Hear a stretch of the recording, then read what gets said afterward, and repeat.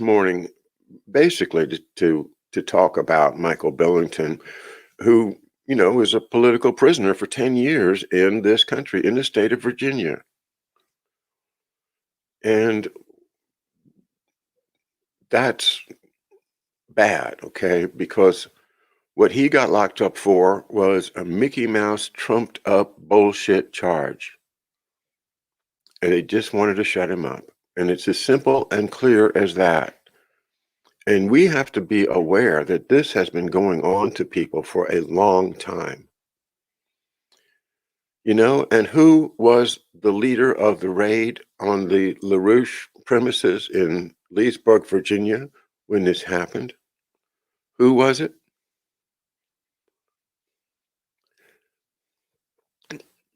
Robert Swan Mueller III. Yeah, the impeachment man, the guy that couldn't put two sentences together. He couldn't even put two words together when he was trying to testify before Congress. And you know, maybe that's the result of his life, where he basically became a whore for the establishment at a very early age and never developed a conscience. That's just my speculation. I could be wrong. You know, Call me up, Robert Mueller. Explain to me where I'm wrong. I'm happy to talk to you. Yeah, that's right, Aaron, and thank you for your amazing ability to pull up appropriate graphics. Mike Billington, another Robert Mueller political witch hunt, American political prisoner. Okay, so I think I want to start with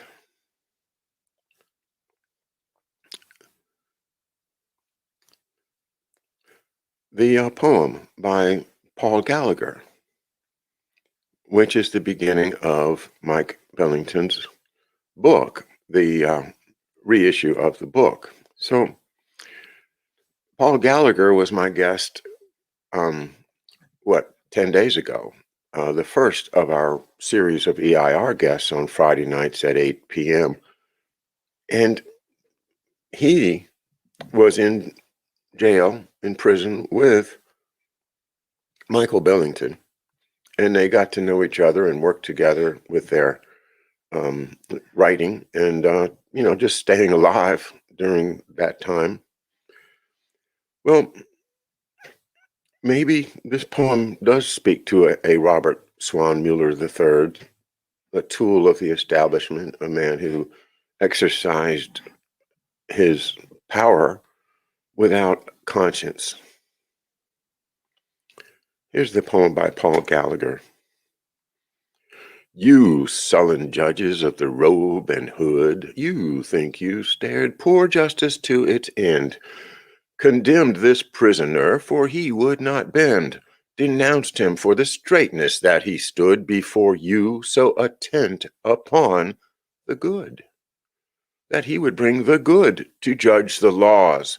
But you, keen judges of the sticks and straws, his heart beat much too strongly for your blood. And who is stronger for this rage of yours? His jailers? Or the swift spirit that expands his friends and swells and stirs them to new wars? St. Peter's prison broke in the angel's hands. Go, rage, that to your power he must plea. You, bound by sin, and he, by virtue, free. Paul Gallagher.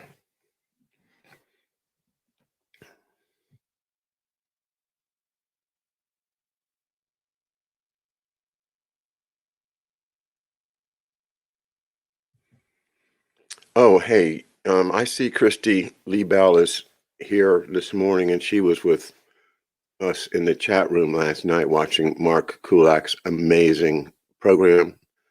And I'm just going to interrupt my show just to say, guys, make a note. See Mark Kulak's Who Satanic Live on YouTube or go to his website at housatonicits.com and explore there. But the important point is, he has tied things together better than anybody has on this Nazi weaponized cancer, weaponized viruses program from going all the way back. I mean, it's not necessary, it's not fair to just blame the Nazis. And this was all done long before the Nazis, projects put into place to create gain of function and worsening results from viruses. So his show is absolutely mind blowing, and I can't recommend it enough. It's the power to redesign every species. I thought that was God's job, but these people think they're gods, and they play gods, and they use us as guinea pigs. And one of Mark's comments last night that will stick with me forever is that, hey, look at this. They don't care which vaccine you take. They just want to see the results. We are guinea pigs, according to Mark's research, and I think he's probably right. I'm not very good on scientific things. I learned that early on when I was in college and tried to major in physics, and I found that I'm just not cut out for it. Maybe that's the way to put it. But people with that orientation in their minds are a blessing because they can follow the science.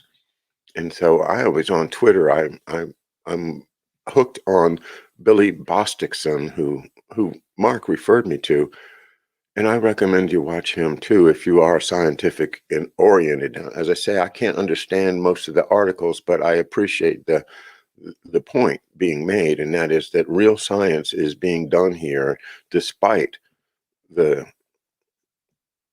mainstream media's efforts to steer us all into believing, the crumbs that are dropped from the hand of Dr.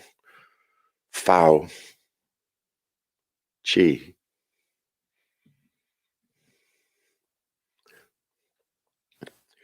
All right, so preface to the ebook edition.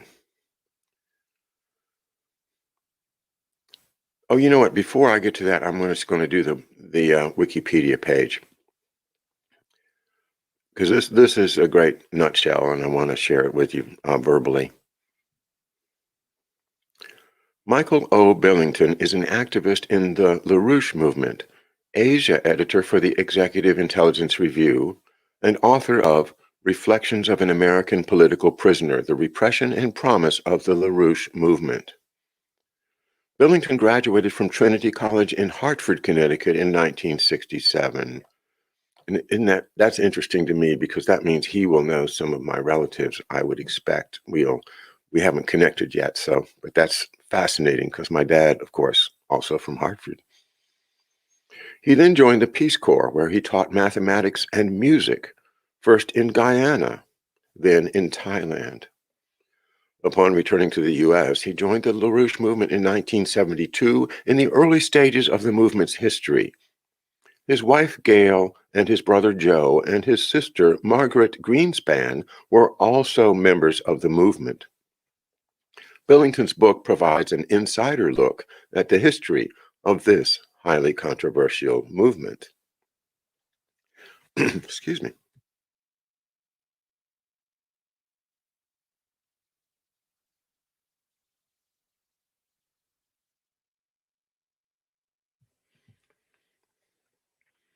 Billington ran on the U.S. Labor Party platform for county executive of Westchester County, New York in 1977 and for New York's 24th congressional district seat in 1978.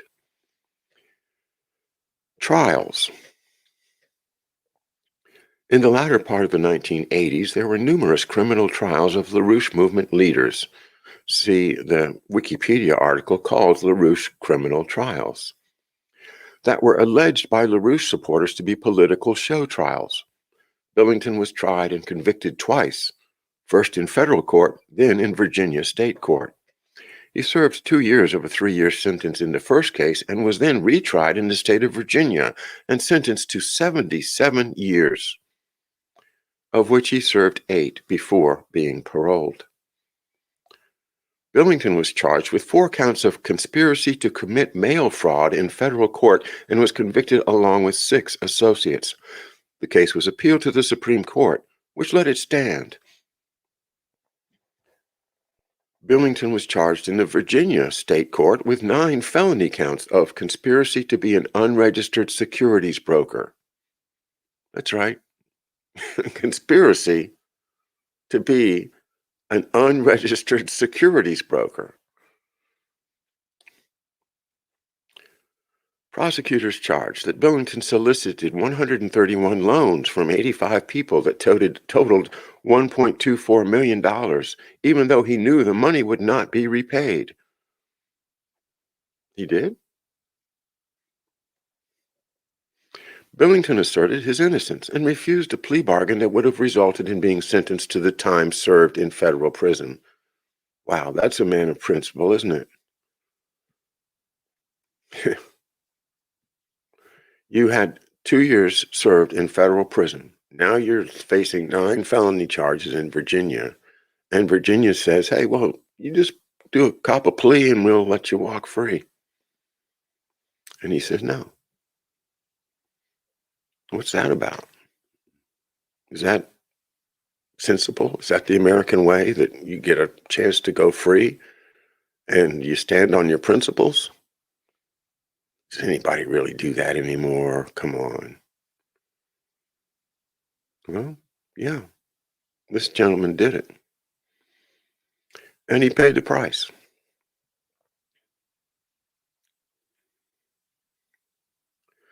LaRouche reportedly told his followers to become martyrs and promised that honorable deeds shall be legendary in the tales told to future generations. Well, maybe that's true. Maybe so. You know? What do you fight for anyway? Do you fight for glory? Do you fight for your name to be in history? I don't know. I think mainly you fight for freedom, freedom from oppression for others. And then they get you for being a voice for oppressed people. That's what it looks like to me. Brian Gettings, his lawyer, told the court that he believed Billington to be incompetent to make decisions on his own, but a court-appointed psychiatrist deemed him competent. The judge requested a second evaluation, but Billington refused. Billington tried to have his attorney replaced. And Gettings himself asked to be removed, but the judge refused. According to Barbara Boyd, Billington's attorney had not prepared a defense, assuming that Billington would cop the plea. And the judge refused to permit Billington to substitute a different attorney, despite the fact that one stood ready. At the state trial held in Roanoke, the prosecutor said that Billington was ruthless in his fundraising from old people who look upon him in such a close and trusting fashion that they would do whatever he asked. Oh, get out of town. His mother testified that he can talk you into or out of just about anything. Come on, that was his mother. Billington reportedly offered high interest rates and promised lenders that the money would be safer than in a bank. The jury convicted Billington on all 9 counts and recommended a sentence of 77 years. The judge accepted the jury's recommendation because he had warned him he would do so if Billington insisted on a jury trial, and because Billington showed no remorse. He served 8 years of the sentence before being paroled.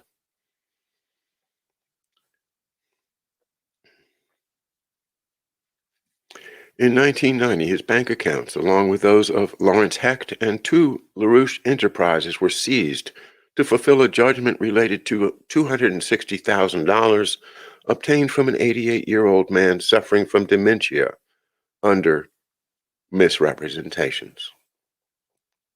That's the charge, anyway. Because Billington was tried in the Virginia court without a cooperating attorney, and because of the novelty of the charge, that is, political loans had never before been considered to be securities. And because the 77-year sentence for which is normally considered a minor white-collar crime,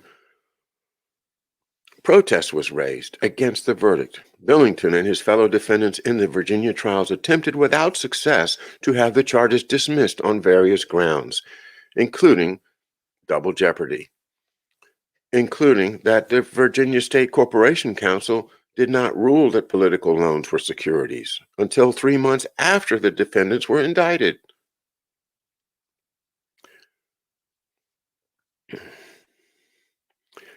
Later activity. During his time in prison, he trained himself to sleep during the day so that he could study at night, undisturbed by the constant noise of prison life. He taught himself to read and write Chinese and became knowledgeable about the history of Chinese philosophy. He describes his greatest experience in prison as being the work he did with co-defendant Paul Gallagher in founding a prisoners' chorus, where prisoners sang classical choral music, including the prisoners' chorus from the opera Fidelio by Beethoven. After being paroled, he resumed his political activity. His book, written in prison, was released in 2000.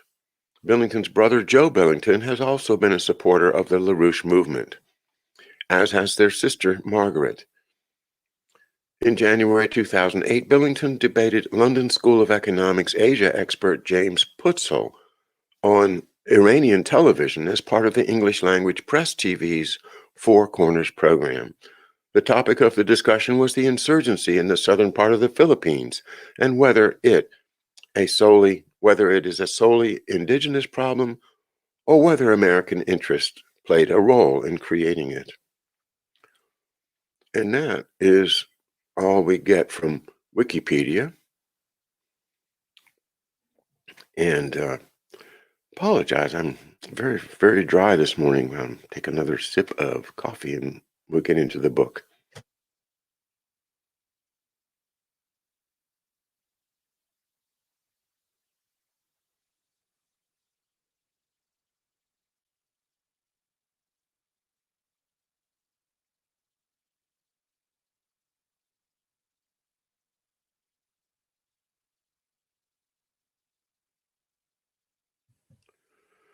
All right, now I just want to read the preface to the ebook edition.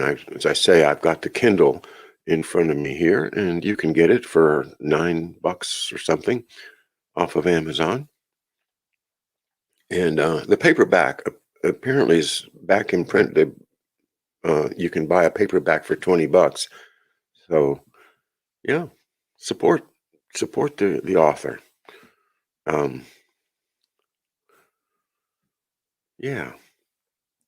Okay, so here's the preface to the ebook edition, which is not exactly what you're seeing there, Aaron. So let me just read this. On October 6, 2000, 14 years to the day after the Great Leesburg Panty Raid, that's the Robert Swan Mueller with the helicopters and the AKs and everything, coming down to arrest, to raid the LaRouche compound. When 400 armed officers from multiple federal, state, and local law enforcement institutions raided our offices in the town of Leesburg, Virginia, arresting me and several others, surrounding Lyndon LaRouche's residence with armored personnel carriers and helicopters, with a clear intent to provoke a shootout. I was notified that I had been granted parole after serving 10 years of my 77-year sentence. These past 15 years have seen the unfolding of a new dark age. I had warned in this book that such a dark age would be the necessary consequence of the United States continuing on the path of financial speculation and the looting of nations and populations, in place of investments in the real economy here and worldwide. I also warned that such a path would lead the world to global war. Under the tyranny of Bush and Cheney, and now under Obama, The U.S. has printed literally trillions of dollars to bail out mostly worthless gambling debts in the form of exotic derivatives in the too big to fail banks, driving the transatlantic financial system to its current state of bankruptcy, while also bringing the world into thermonuclear confrontation with Russia and China. But an alternative has emerged which provides the world with hope. My efforts, while incarcerated, played some small but crucial role in that hopeful process. I described in this book my adopted mission during my undeserved prison time, that I would study the history, philosophy, and political affairs of China and Asia generally. This proved to be a wise decision. Following the collapse of the Soviet Union, LaRouche and his wife Helga, who heads our European organization, promoted what Helga called the New Silk Road, based on the idea that if the threat of war were to be truly overcome, it would require that the Western nations and the great powers of Eurasia, Russia, China, and India, would need to work together on great infrastructure projects, uniting the Eurasian continent through high-speed rail development corridors, finally realizing Gottfried Leibniz's vision of Europe and China reaching out to each other from opposite ends of the continent, and by doing so, lifting up all the peoples and nations in between. The US and NATO chose to ignore this path to global peace and development and instead proceeded to loot Russia while moving NATO closer and closer to the Russian border, leading us today to the immediate danger of nuclear war. China, on the other hand, embraced this moral vision of great developments internationally, and as China stood up after the nightmare of the Cultural Revolution from 1966 through 76, transforming the nation in a few short decades to become one of the most productive economies on earth. They adopted Helga's New Silk Road concept in full, calling it the Eurasian Land Bridge. Now, with the emergence of the leadership of President Xi Jinping, China has massively expanded on the idea and gone back to Helga's name for the process, the New Silk Road, adding in the new Maritime Silk Road, and through the creation of the BRICS institution by Russia, China, and India, along with Brazil and South Africa, have created an alternative to the austerity and economic decay imposed on the world by the bankrupt Western financial system centered on the IMF. A chance for a new renaissance on a global scale is within our grasp if the U.S. can rid itself of the Wall Street domination of the Washington political process and of Wall Street itself.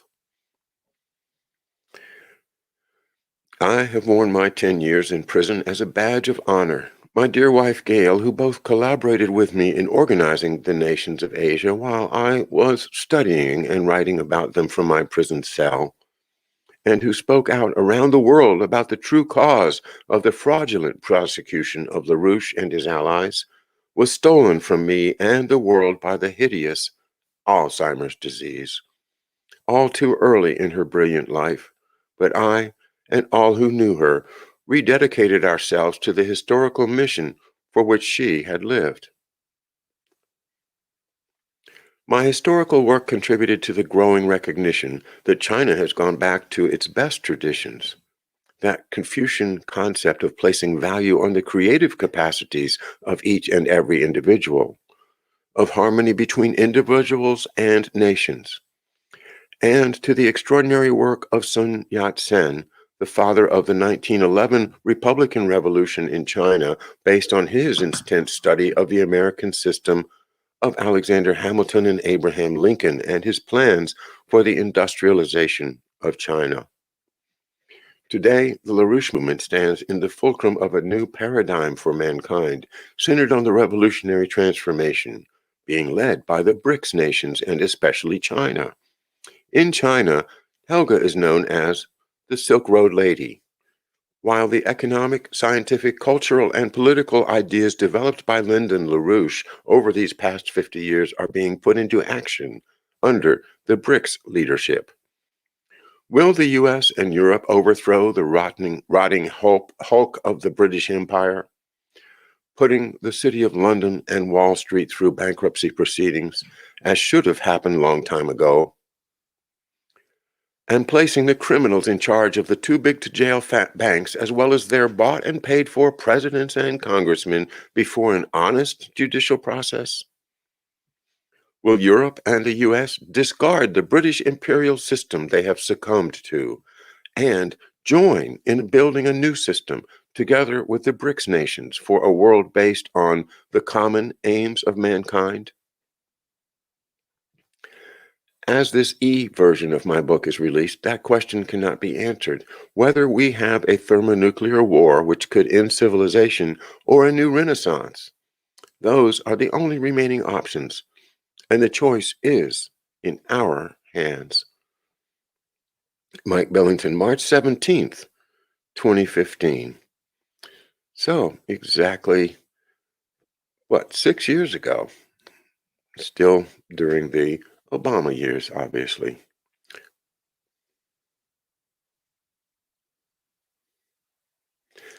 Well, I'm not going to read any further from the book, but I'm going to read it on my own as a preparation for Friday's interview with Mike Billington himself.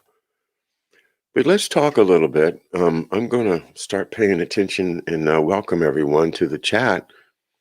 I want to see where we are at with regard to discussion of China, because it's an interesting dynamic that's happening now. Because I mean, within my show here, because I know I have a lot of folks here who believe that it's China, it's a CCP, and they're communists, and that means they're evil and bad, and I understand that. And then you can go in, you can put a laundry list of things that they have done, you know, bad things that they've done, plus things that we're told that they've done, and you can speculate and based on news reports. But I haven't been to China. Most people who have opinions about China have not been to China, but these folks at LaRouche have been studying China for 30, 40 years now. So I think it's not fair or wise in any way for us to um, just accept what we're told about China any more than we should accept what we're told about Russia. My lack has been anybody that really had firsthand knowledge. But okay, we're going through Richard Black's article at the book that you can purchase over there at LaRouchePub.com, called "The Great Leap Backward: How the LaRouche Organization Exposed the So-Called Green New Deal," and also how these authors have shown, at least in print, and I haven't been there, that our assumptions about China, being this backward place with too many people and not enough food and, pollution, just horrible, horrible pollution. That's my picture of China, is that those brown skies that we saw just before the Olympics. And then they brought in some kind of technology to clear up the skies long enough for the Olympics to happen. And then my impression is it just went right back to those ugly dark skies produced by all their ugly power plants, the coal plants that we are now politically opposed to because they are, CO2 emitters, right? Well,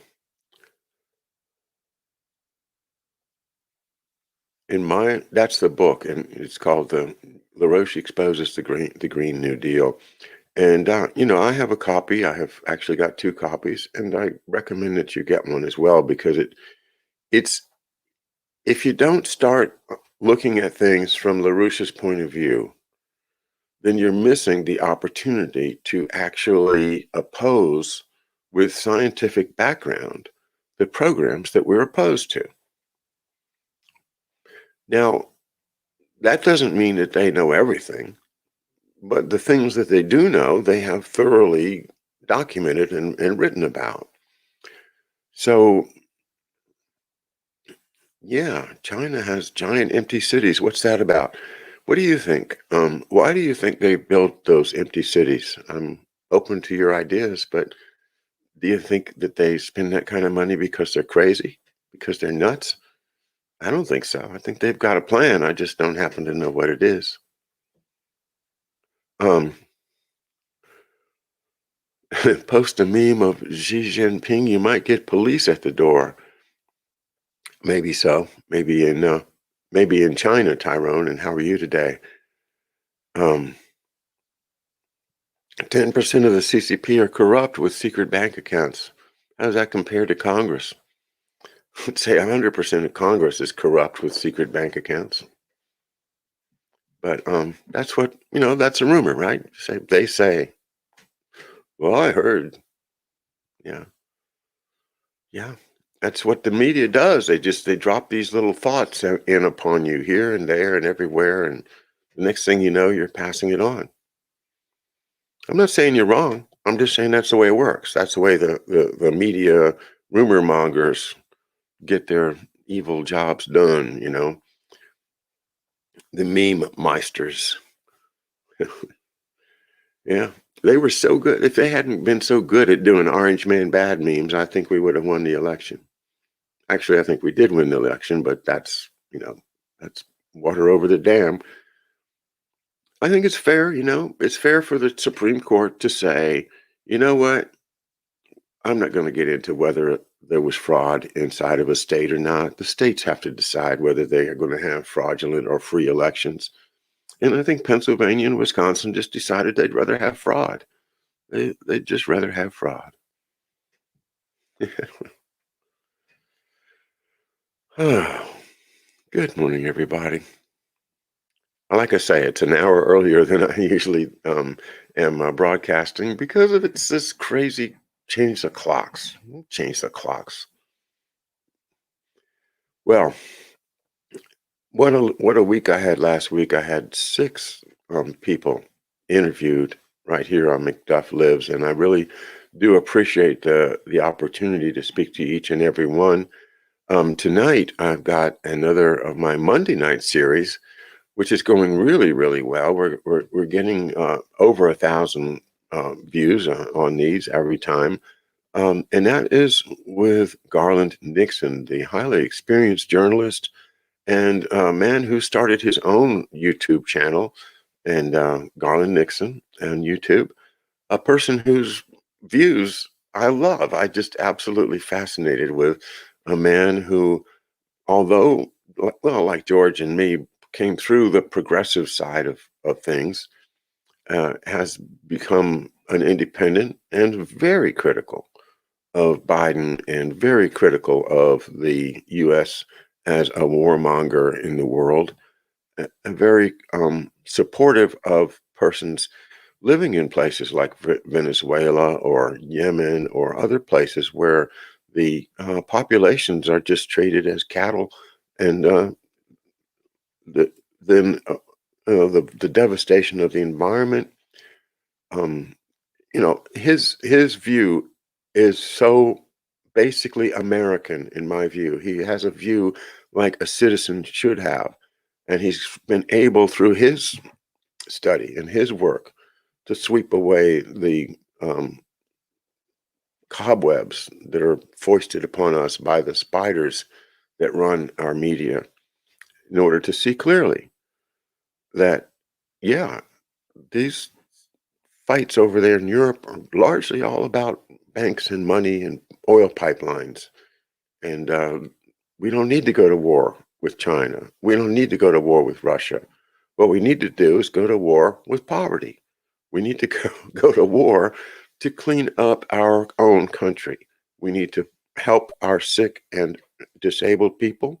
We need to raise the standard of living, and we need to reinvigorate our economy with real production and not speculation. I think that's one of the big points that you get from everybody that speaks for the LaRouche organization is that we have got a economy that has been hijacked by speculators. And, they're just rolling dice. They're just gamblers, as Mike Billington put it in his preface here. They are just gambling. And, it's their money. They can gamble, $1 billion here, $1 billion there. They don't, that's just what they do. But they're betting our money, the money that we spend our lives, putting in the bank, putting into our 401ks, putting into our savings or into our houses or, that's they have found ways to deprive us of the value of our work and put it into their speculative schemes where we take all the risk and they take all the profit. We take the risk, they take the profit. Okay? As I was saying with Garland last Monday night, just like war, a rich man's war, a poor man's fight. So, hey, Ezra Goddard, I don't agree with every single little thing he says, but I love Garland, unblind patriot. I like that. I don't agree with anything that anybody says. You know, let's stop with the gurus. Let's stop with the greatest man in history. The Winston Churchill theory of the world, and that is you just have to wait for the next great man to come along on that white horse and lead the way. Such as me, Winston Churchill, you know, who threw away the lives of men, women, families, children, willy-nilly, just because he could.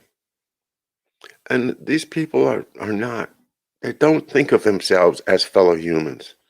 They think of themselves as the only fully human people and the rest of us as kind of mistakes. That God shouldn't have let us be so fecund. We shouldn't have the ability to reproduce because there's just too darn many of us. And they're going to get rid of us if they possibly can.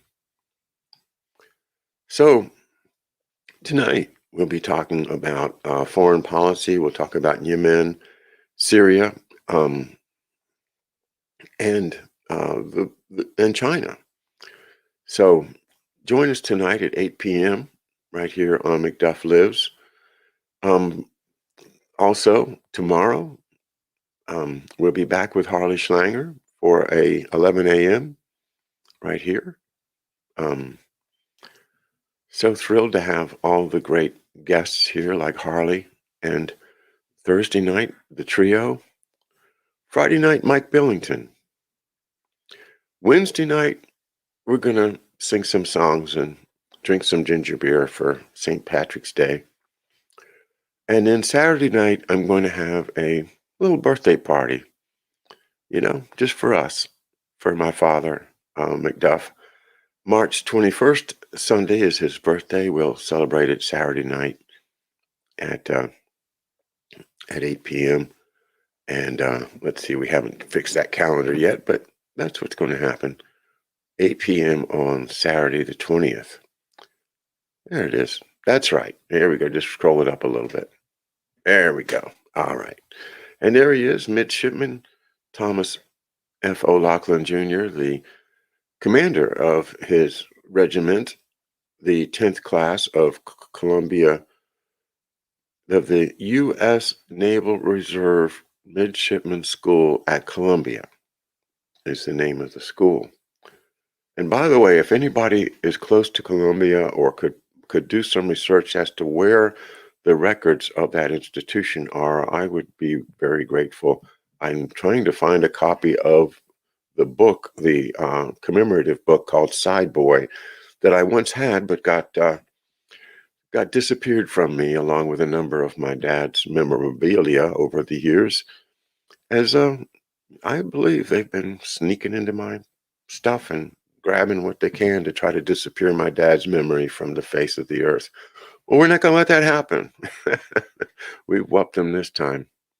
All right, so we'll celebrate my dad on Saturday night. So it's going to be a nice, big, full week here on McDuff. And thanks for being with us. Be sure and tune in to the Biden Belt and Road Show that will be following here at noon. And thanks again to Aaron Adler up in Michigan for taking care of the production this morning. We'll see you tonight at 8 p.m. For McDuff and Nixon tonight.